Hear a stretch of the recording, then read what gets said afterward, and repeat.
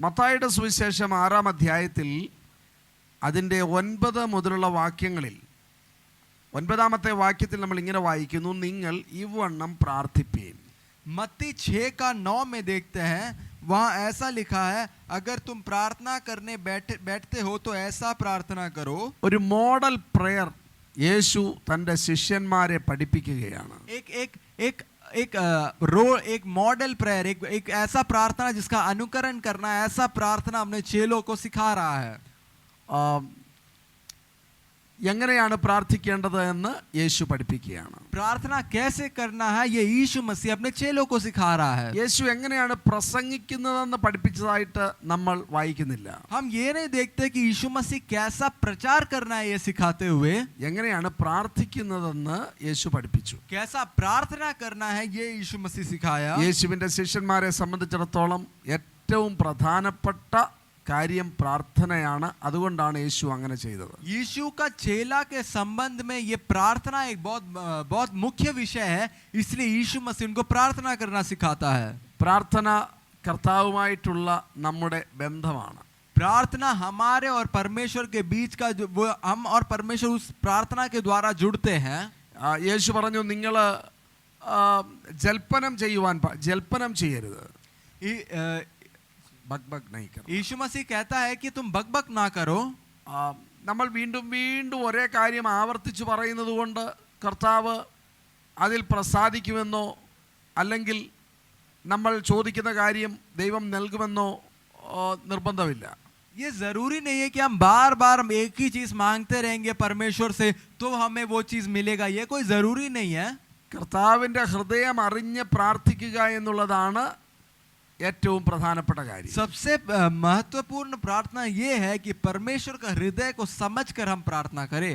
ഈ പ്രാർത്ഥന നമ്മൾ ശ്രദ്ധിക്കുമ്പോൾ പ്രാർത്ഥനയുമായി ബന്ധപ്പെട്ട പ്രധാനപ്പെട്ട ചില കാര്യങ്ങൾ ദൈവത്തിന്റെ പരിശുദ്ധാത്മാവ് നമ്മളെ മനസ്സിലാക്കുന്നുണ്ട്. जब इस प्रार्थना को जो परमेश्वर अपने शिष्यों को सिखाया, जब इस प्रार्थना को देखते तो हम कई सारे बहुमूल्य चीजें देखते हैं. പ്രാർത്ഥന ദൈവവുമായിട്ടുള്ള നമ്മുടെ വ്യക്തിപരമായ ബന്ധമാണ്. हमारा और परमेश्वर के बीच का व्यक्तिगत संबंध है प्रार्थना. അതോടൊപ്പം തന്നെ നമ്മൾ നമ്മുടെ ആവശ്യങ്ങൾ പ്രാർത്ഥനയിലൂടെ ദൈവത്തോട് അറിയിക്കുന്നുണ്ട്. और हमारा जरूरत हम परमेश्वर को प्रार्थना के द्वारा उनको प्रस्तुत करते हैं. മറ്റുള്ളവരുടെ ആവശ്യങ്ങൾ നമ്മൾ ദൈവത്തോട് അറിയിക്കുന്നുണ്ട്. दूसरों का जरूरत भी हम परमेश्वर के सामने प्रार्थना के द्वारा रखते हैं. പ്രാർത്ഥനയിൽ ചിലപ്പോൾ നമ്മൾ ആർക്കു വേണ്ടിയാണോ പ്രാർത്ഥിക്കുന്നത് അവർ നമ്മളുടെ അടുക്കൽ ഉണ്ടായിരിക്കുകയില്ല.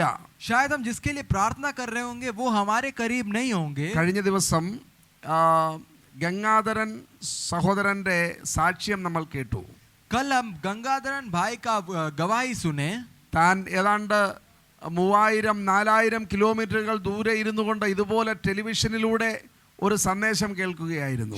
वो लगभग 3000-4000 किलोमीटर दूर बैठकर एक टीवी के माध्यम के द्वारा ये एक संदेश को जब सुन रहे थे, അങ്ങനെ ആ ടെലിവിഷനിലൂടെ കേട്ട ആ സന്ദേശം തനിക്ക് വേണ്ടിയുള്ളതാണ് എന്ന് തനിക്ക് മനസ്സിലായി. താൻ തീർച്ചയായിട്ടും ദൈവത്തോട് ആ കാര്യം പറഞ്ഞിട്ടുണ്ട്. और उसको वो संदेश उतना दूर में बैठकर भी वो टीवी के द्वारा जब वो संदेश सुना तो वो उसे समझ आया. എന്താണോ താൻ കേട്ടത് ആ കാര്യം തൻ്റെ ജീവിതത്തിൽ സംഭവിച്ചു. जो उस संदेश के द्वारा परमेश्वर का दास उनसे बात किया वही चीज उसका जीवन में हुआ. ഒരുപക്ഷെ അതൊരു റെക്കോർഡഡ് മെസ്സേജ് ആയിരിക്കും. शायद वो रिकॉर्ड किया होगा. इसका मतलब शायद वो लाइव नहीं होगा, उस समय नहीं चल रहा होगा, लोग पहले से करके वो टीवी में डाले होंगे. നിങ്ങൾ ഇപ്പോൾ ഈ സന്ദേശം നേരിട്ട് കേട്ടുകൊണ്ടിരിക്കുകയാണ്.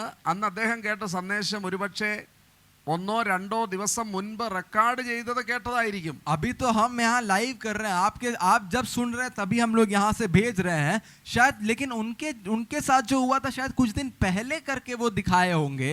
എന്നാൽ അത് തൻ്റെ ജീവിതത്തിൽ ആ വാക്കുകൾ കൃത്യമായി സംഭവിച്ചു എന്ന് നമ്മൾ സാക്ഷ്യത്തിൽ കേട്ടു. लेकिन हम देखते हैं कि जो वो परमेश्वर का दास भविष्यवाणी किया उसके जीवन में वैसा ही हुआ. തനിക്ക് വലിയ ഒരു കടമുണ്ടായിരുന്നു. അതിൽ നിന്ന് ആ കൃത്യമായ എമൗണ്ട് പറഞ്ഞ് ആ വർഷം ആ കടത്തിൽ നിന്നും തനിക്ക് വിടുതൽ ലഭിക്കും എന്ന് താൻ കേട്ടപ്പോൾ അത് ദൈവം തന്നോട് സംസാരിക്കുകയാണെന്ന് തനിക്ക് മനസ്സിലായി. परमेश्वर का दास इतना दूर बैठकर परमेश्वर का आवाज सुनकर वो कहा कि तुम्हारा इतना कर्ज दूर हो जाएगा, वो एग्जैक्ट जितना कर्ज था उतना दूर हो जाएगा बोला, और ऐसा है इस व्यक्ति के जीवन में हुआ। നമ്മൾ മറ്റുള്ളവർക്ക് വേണ്ടി ഇന്ന് ഈ സന്ദേശത്തിന്റെ അവസാന നിമിഷങ്ങളിൽ നിങ്ങൾക്ക് വേണ്ടി ഞങ്ങൾ പ്രാർത്ഥിക്കും. इस संदेश के अंत में हम आपके लिए प्रार्थना करेंगे. നിങ്ങളെ ഞങ്ങൾ നേരിട്ട് കാണുന്നില്ല, हम आपको आमने सामने देख नहीं रहे हैं, എന്നാൽ പ്രാർത്ഥന കേൾക്കുന്ന ദൈവം, നിങ്ങളെയും ഞങ്ങളെയും കണ്ടുകൊണ്ടിരിക്കുന്ന ദൈവം, ജീവിക്കുന്ന ദൈവം ആ പ്രാർത്ഥന കേൾക്കും. लेकिन एक परमेश्वर है जो प्रार्थना सुनता है, जो आपको और हमें देखता है, वो परमेश्वर आपसे बातें करेगा. നിങ്ങളുടെ ജീവിതത്തിൽ നിങ്ങൾ ദൈവത്തിന്റെ അത്ഭുതം അനുഭവിക്കും. आप अपने जीवन में परमेश्वर का चमत्कार को देखेंगे. അപ്പോൾ ശരിയായ രീതിയിൽ പ്രാർത്ഥിക്കുക എന്നുള്ളത് പ്രധാനപ്പെട്ട കാര്യമാണ്. सही रीति से प्रार्थना करना एक मुख्य बात है.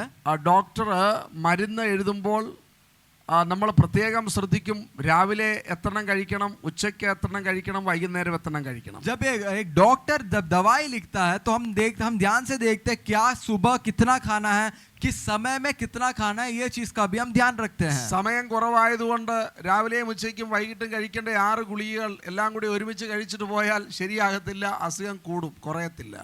ये नहीं है कि हमारे पास समय नहीं था पूरा दिन में, चलो सुबह दोपहर शाम का तीनों का दवा एक साथ खा लेंगे, ऐसे करने से और हम बीमार हो जाएंगे. ഡോക്ടർ എന്താണോ പറയുന്നത് അത് കൃത്യമായിട്ട് പാലിക്കണം.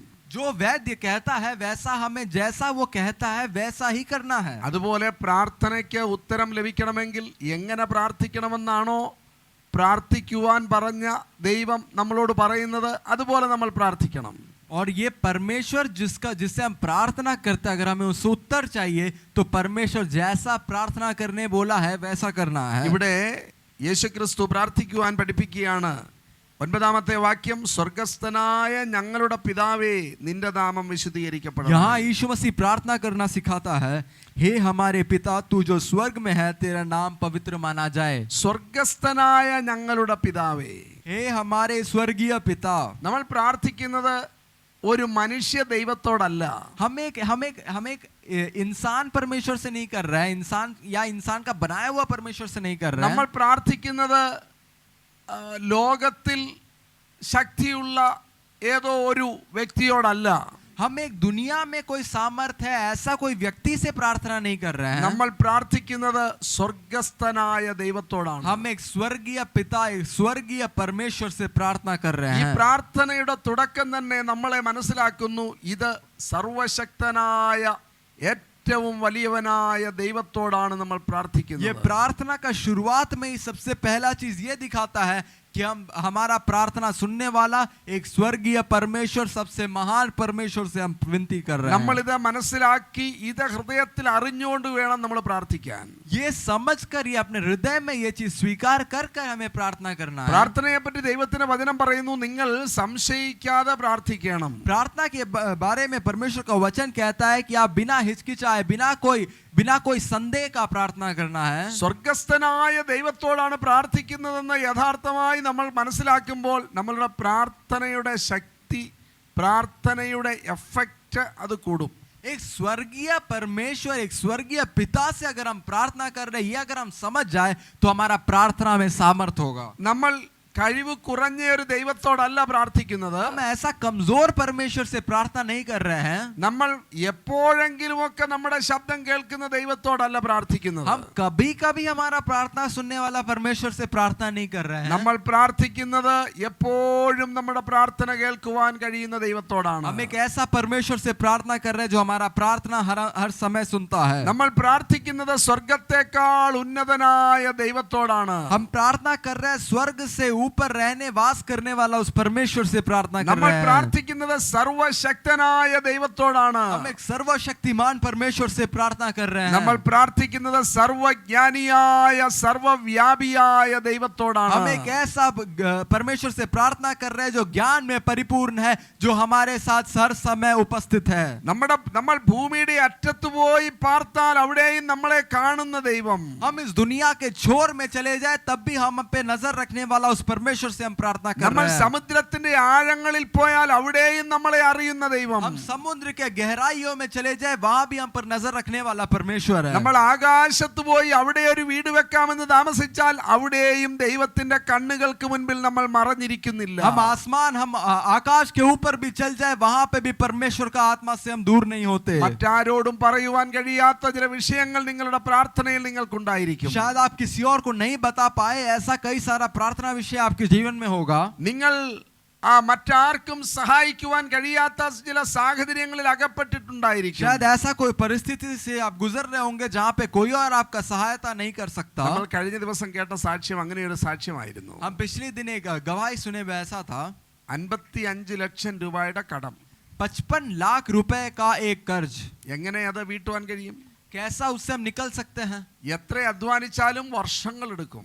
कितना भी मेहनत करे कई साल लग जाएंगे। എന്നാൽ ഇതുപോലെ ഒരു ടെലിവിഷൻ പ്രോഗ്രാമിൽ അതിൽ സംസാരിക്കുന്ന ദൈവദാസൻ പറയുകയാണ്, ഈ വർഷം നിന്റെ കടം വീടാൻ പോവുകയാണ്. लेकिन ऐसा ही आप जिस माध्यम से सुन रहे, इसी माध्यम से एक परमेश्वर का दास उनसे कहा कि आपका 55 लाख का एक व्यक्ति है जिसका 55 लाख का कर्ज पूरा मिट जाएगा। പ്രിയമുള്ളവരെ, നമുക്ക് ഈ ദൈവത്തിന്റെ കഴിവിനെ അളക്കുവാൻ കഴിയുകയില്ല. हम इस परमेश्वर का खूबी को हम कोई सीमा नहीं है, കാരണം ഈ ദൈവം സ്വർഗസ്ഥനായ ദൈവമാണ്. क्योंकि ये एक स्वर्गीय पिता है। സ്വർഗം ഉന്നതമായ അവസ്ഥയെ കാണിക്കുകയാണ്. स्वर्गीय पिता का ये दर्शाता है कि वो ऊंचाइयों में वो उनका कोई सीमा नहीं है, वो सीमाओं के परे है। സ്വർഗം സർവശക്തനായ ദൈവത്തെ നമ്മുടെ മുൻപിൽ കാണിക്കുകയാണ്. इससे हम देखते हैं कि एक सर्वशक्तिमान पिता परमेश्वर हमारे लिए है। അപ്പോൾ സ്വർഗസ്ഥനായ ദൈവത്തോട് പ്രാർത്ഥിക്കുമ്പോൾ നമ്മളുടെ ആത്മവിശ്വാസം, നമ്മുടെ കോൺഫിഡൻസ് അത് വർദ്ധിക്കുകയാണ്. उसीलिए जब हम पहले ही स्वीकार कर लेते कि एक स्वर्गीय पिता है हमारे लिए, उस परमेश्वर से जब हम प्रार्थना करते हैं हमारा भी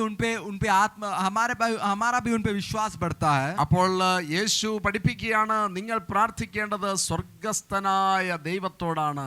और तभी यीशु मसीह सिखाता है कि आपको अपने स्वर्गीय पिता से प्रार्थना करना है। ചിലപ്പോൾ മനുഷ്യർ നമ്മളെ സഹായിക്കും എന്ന് നമ്മൾ പ്രതീക്ഷിക്കും, സമയമാകുമ്പോൾ അവർ നമ്മളെ സഹായിക്കുകയില്ല. हम कई बार सोचते हैं कि इंसान से कोई मदद मिलेगा, कोई सहायता मिलेगा, लेकिन जब हमें जरूरत का समय है उस समय कोई साथ नहीं देता। ഒരിക്കൽ ഒരു കോളേജ് അഡ്മിഷന് വേണ്ടി ഒരു വ്യക്തിയുടെ അടുക്കൽ പോയി അദ്ദേഹത്തോട് കാര്യം പറഞ്ഞു. एक बार एक कॉलेज का एडमिशन के लिए वहां का व्यक्ति से जाके अपना समस्या बताए। അദ്ദേഹം പറഞ്ഞു, ശരി ഞാൻ നോക്കിക്കോളാം എന്ന് പറഞ്ഞു. वहां का वो व्यक्ति बोला कि ठीक है मैं देख लूंगा। അപ്പോൾ അദ്ദേഹം സഹായിക്കുമല്ലോ എന്ന് ഓർത്തു. वो हमारा सहायता करेगा करके हम सोचे, പക്ഷെങ്കിൽ സമയമൊക്കെ ആയി, സമയം കഴിയാറായി, അദ്ദേഹം ഒന്നും ചെയ്തില്ല. लेकिन समय पार हो रहा है लेकिन वो कुछ नहीं कर रहा। എന്താണ് ഇതിന് കാരണം?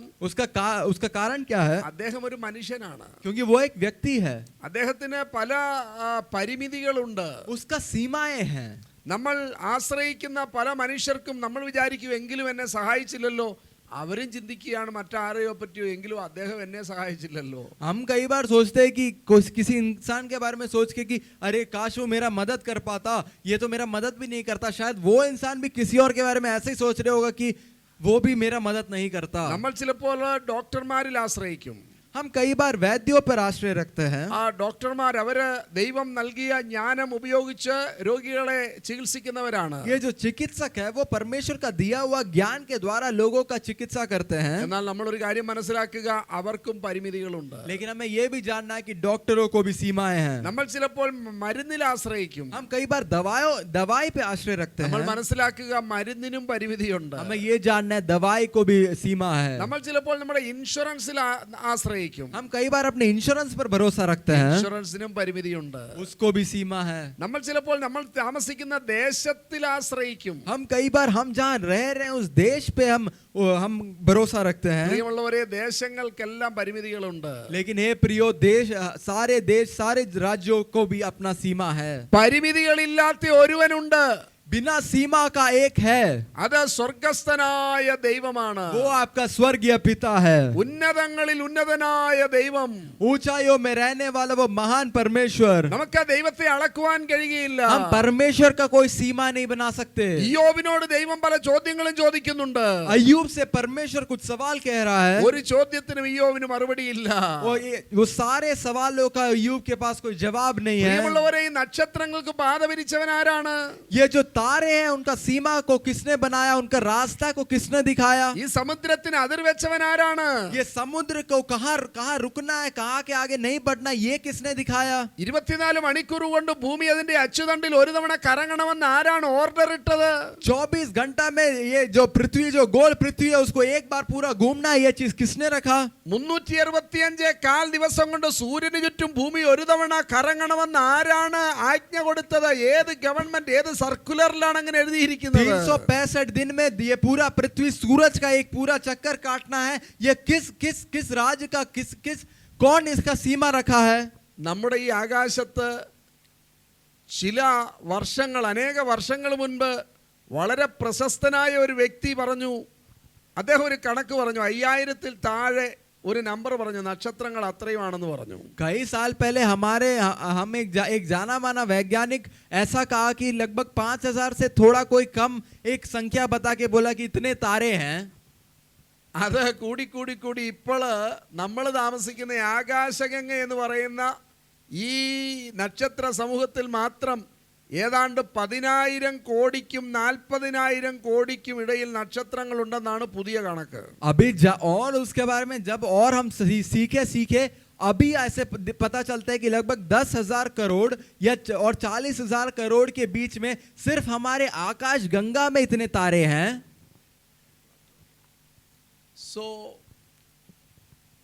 5000 നക്ഷത്രങ്ങൾക്ക് താഴെ ഉണ്ടെന്ന് പറഞ്ഞ സ്ഥിതിയിൽ നിന്നും ഇപ്പോൾ 40,000 കോടി നക്ഷത്രങ്ങൾ വരെയാ. എവിടെയാ? നമ്മുടെ ആകാശഗംഗയിൽ മാത്രം.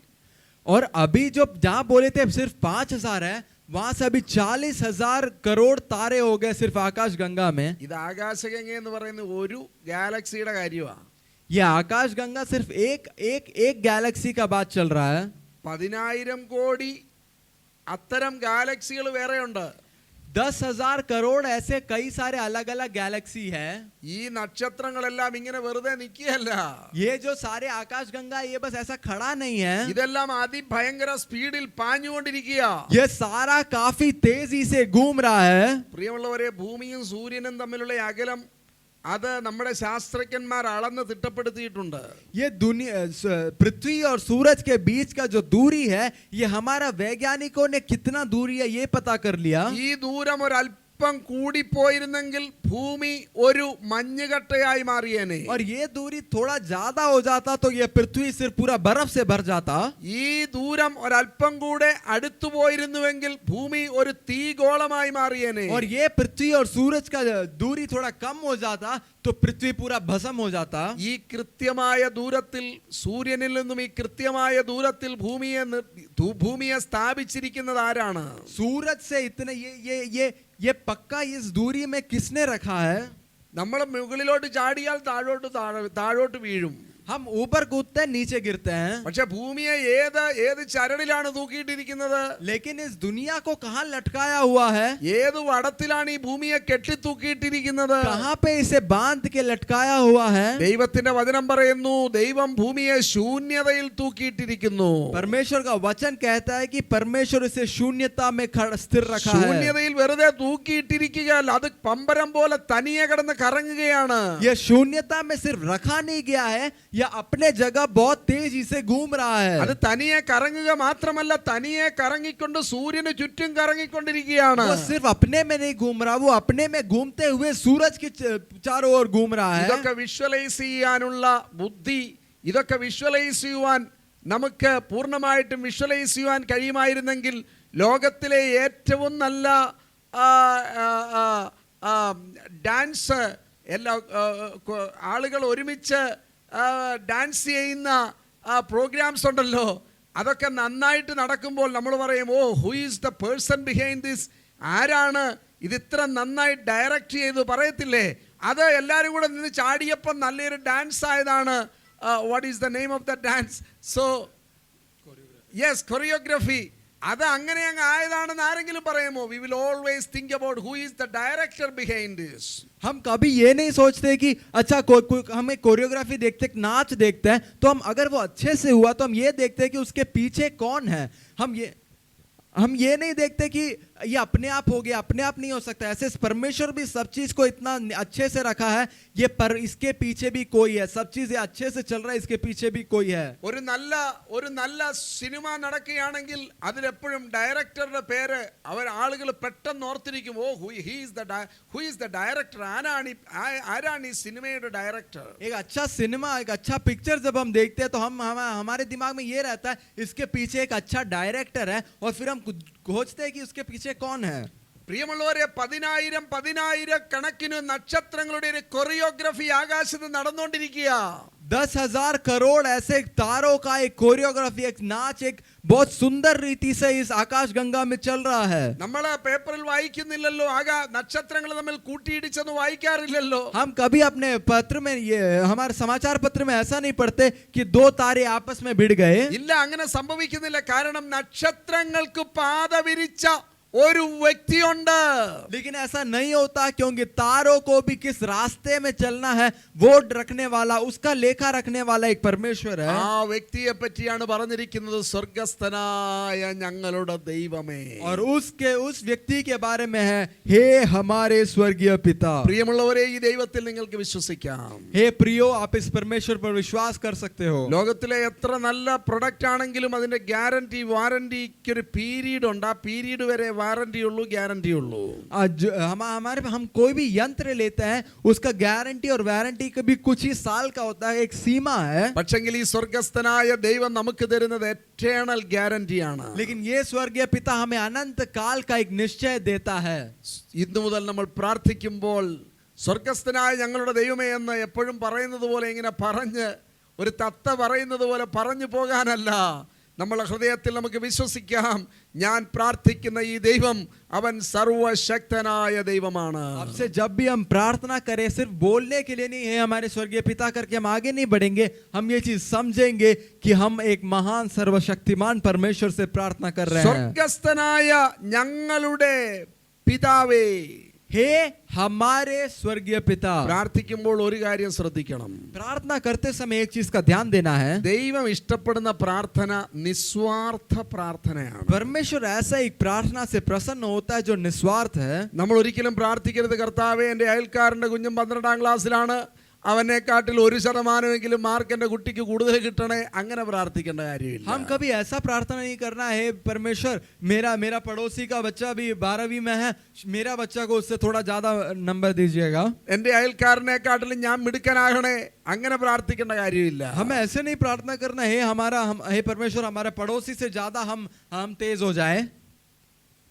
സ്വർഗസ്ഥനായ ഞങ്ങളുടെ പിതാവേ, हे हमारे स्वर्गीय पिता. എൻ്റെ പിതാവേ എന്നല്ല, ഞങ്ങളുടെ പിതാവേ. मेरा पिता नहीं है, हमारे पिता लिखा है. യേശുവിനോട് ചോദിച്ചു, എന്താണ് വലിയ കൽപ്പന, എന്താണ്? यीशु मसीह से पूछा गया महान आज्ञा क्या है. 22ാം അധ്യായത്തിൽ മത്തായിയുടെ സുവിശേഷത്തിൽ യേശു പറഞ്ഞു, ഏറ്റവും പ്രധാനപ്പെട്ട ആജ്ഞ നിന്റെ ദൈവത്തെ നീ പൂർണ്ണ ഹൃദയത്തോടെ സ്നേഹിക്കണം. मत्ती का 22 अध्याय में हम देखते हैं कि वहां पे लिखा है, आप अपने परमेश्वर से पूर्ण रीति से प्रेम करें. അടുത്ത കൽപ്പനയും അതുപോലെയാണ്, നിന്റെ അയൽക്കാരനെ നിന്നെ പോലെ സ്നേഹിക്കണം. और दूसरा आज्ञा भी ऐसा है कि आप अपने पड़ोसी से भी प्रेम करें. ഒരുപക്ഷെ എൻ്റെ അയൽക്കാരൻ എൻ്റെ റിലേറ്റീവ് ആയിരിക്കത്തില്ല, आपका पड़ोसी आपका कोई रिश्तेदार नहीं होगा. എൻ്റെ അയൽക്കാരന്റെ പേര് എൻ്റെ പേരുമായിട്ട് സാമ്യമുള്ളതായിരിക്കത്തില്ല. आपका पड़ोसी और आपका नाम एक जैसा नहीं होगा. എൻ്റെ അയൽക്കാരന് എൻ്റെ പഠനം പോലെ പഠനം ഉണ്ടായിരിക്കത്തില്ല. हमारे पड़ोसी का भी हमारे उतना पढ़ाई होना जरूरी नहीं है. ഞാനുമായിട്ട് ഒരു സാമ്യവും അദ്ദേഹത്തിന് പല കാര്യങ്ങളിലും ഉണ്ടായിരിക്കില്ല. हमारा पड़ोसी का हमसे कोई लेना देना नहीं होगा, हमसे हमारे जैसा नहीं होगा. എന്നാൽ യേശു പഠിപ്പിക്കുന്ന പ്രാർത്ഥന, ഉത്തരം കിട്ടുന്ന പ്രാർത്ഥനയുടെ പ്രത്യേകത ഇതാണ്, ഞങ്ങളുടെ പിതാവേ. लेकिन वो परमेश्वर जो हमें प्रार्थना सिखाता है, उस उत्तर पाने वाला वो प्रार्थना ऐसा है, हे हमारे पिता. എനിക്ക് മാത്രം വിജയമുണ്ടാകണമേ, എനിക്ക് മാത്രം ഉയർച്ച ഉണ്ടാകണമേ, എൻ്റെ കുടുംബത്തിന് മാത്രം ഉയർച്ച ഉണ്ടാകണേ, പ്രിയമുള്ളവരെ, നമ്മുടെ പല പ്രാർത്ഥനകൾക്കും ഉത്തരം കിട്ടാത്തതിന്റെ കാരണം നമ്മുടെ പ്രാർത്ഥന സ്വാർത്ഥ പ്രാർത്ഥനയാണ്. हमारा कई सारे प्रार्थनाओं का उत्तर इसलिए नहीं मिलता क्योंकि हम सिर्फ अपने बारे में सोचते हैं, हमारा उन्नति, हमारा बढ़ोतरी, हम दूसरों के बारे में हम नहीं सोचते. പ്രിയമുള്ളവരെ, നമ്മൾ പ്രാർത്ഥിക്കുമ്പോൾ നമുക്ക് ഓർക്കാം, ഇത് സ്വർഗസ്ഥനായ ദൈവമാണ്. हम जब प्रार्थना करेंगे तो हम ये याद करेंगे, हाँ, ये हमारे स्वर्गीय पिता से हम प्रार्थना कर रहे हैं. നമുക്ക് ഈ കാര്യം ഓർക്കാൻ നമ്മുടെ പ്രാർത്ഥനയിൽ ഞങ്ങൾക്ക് വേണ്ടിയുള്ള പ്രാർത്ഥനയാണ് ദൈവത്തിന് ഇഷ്ടം. और जब हम प्रार्थना करते हैं तो हमें यह भी याद रखना है, हमारे लिए, सिर्फ मेरे लिए नहीं, हमारे लिए वाला प्रार्थना परमेश्वर को पसंद है. ഞങ്ങളുടെ പിതാവേ, हे हमारे पिता. നമുക്ക് നമ്മളോടൊപ്പം നമ്മുടെ കൂടെ പഠിക്കുന്ന സുഹൃത്തുക്കളുടെ പേരൊക്കെ ഒന്ന് ഓർക്കാം. जब हम प्रार्थना कर रहे हैं, हमारे साथ पढ़ने वाले बच्चों का नाम ले सकते हैं, അവർക്ക് വേണ്ടി നമുക്ക് പ്രാർത്ഥിക്കാം. उनके लिए प्रार्थना करेंगे. നമ്മുടെ കൂടെ ജോലി ചെയ്യുന്നവരുടെ പേര് നമുക്ക് ഓർക്കാം. हमारे साथ काम करने वाले लोगों का नाम सोचेंगे, അവർക്ക് വേണ്ടി നമുക്ക് എല്ലാ ദിവസവും പ്രാർത്ഥിക്കാം. उनके लिए हर एक दिन हम प्रार्थना करेंगे. നമ്മൾ ആരെയൊക്കെയാണ് കണ്ടുമുട്ടാറുള്ളത് അവരെ നമുക്ക് ഓർക്കാം. जिनसे हमारा भेंट होता है उनके लिए हम प्रार्थना करेंगे. ആരൊക്കെയോ നമ്മളുടെ പരിചയക്കാർ ചിലർ രോഗത്തിലൂടെ കടന്നു പോവുകയാണ്, കൊറോണയിലൂടെയൊക്കെ കടന്നു പോവുകയാണ്, അവർക്ക് വേണ്ടി നമുക്ക് പ്രാർത്ഥിക്കാം. हमारे कई सारे रिश्तेदार, हमारे दोस्त बीमार होंगे, हमारे पड़ोसी बीमार होंगे, उनके लिए प्रार्थना करेंगे. നമ്മളെ കാരണമില്ലാതെ എതിർക്കുന്ന ചിലരുണ്ട്, അവരെ നമുക്ക് വെറുക്കണ്ട, അവർക്ക് വേണ്ടി നമുക്ക് പ്രാർത്ഥിക്കാം. हमसे कई बार कोई लोग बिना कोई कारण का विरोध करते हैं, उनसे हम विरोध नहीं करेंगे, हम उनके लिए प्रार्थना करेंगे. യേശു അങ്ങനെയാണ് പ്രാർത്ഥിച്ചത്. यीशु मसीह ऐसा प्रार्थना किया. പിതാവേ, ഇവർ ചെയ്യുന്നത് എന്താണെന്ന് അറിയില്ല, അതുകൊണ്ട് അവരോട് ക്ഷമിക്കണമേ. हे पिता, ये लोग क्या कर रहे हैं इन्हें नहीं पता, इसलिए इन्हें क्षमा करे. സ്തെഫാനോസിനെ ആളുകൾ കല്ലെറിയുമ്പോൾ തന്നെ അങ്ങനെയാണ് പ്രാർത്ഥിച്ചത്. स्तेफानोस को जब लोग पत्थर वार कर रहे थे, उस समय भी उन्होंने ऐसा प्रार्थना किया. നമുക്ക് പ്രാർത്ഥിക്കാം പ്രിയമുള്ളവരെ, നമ്മുടെ പ്രാർത്ഥനയിൽ മറ്റുള്ളവരും കൂടെ ഉൾപ്പെടട്ടെ. हमारा प्रार्थना में और लोगों को हम उस प्रार्थना का भागीदार करेंगे. എവിടെയൊക്കെയോ ഭക്ഷണം കിട്ടാത്ത കുഞ്ഞുങ്ങളുണ്ട്, അവർക്ക് വേണ്ടി നമുക്ക് പ്രാർത്ഥിക്കാം. कई जगह ऐसे बच्चे हैं जिनको खाना नहीं मिल रहा, जिनको रोटी नहीं मिला, उनके लिए प्रार्थना करेंगे. ഈ കൊറോണ കാലത്ത് നമ്മൾ കൊറോണയുടെ രോഗത്തിൽ നിന്നും വിടുവിക്കേണ്ടതിന് വേണ്ടി വളരെ പ്രാർത്ഥിച്ചു.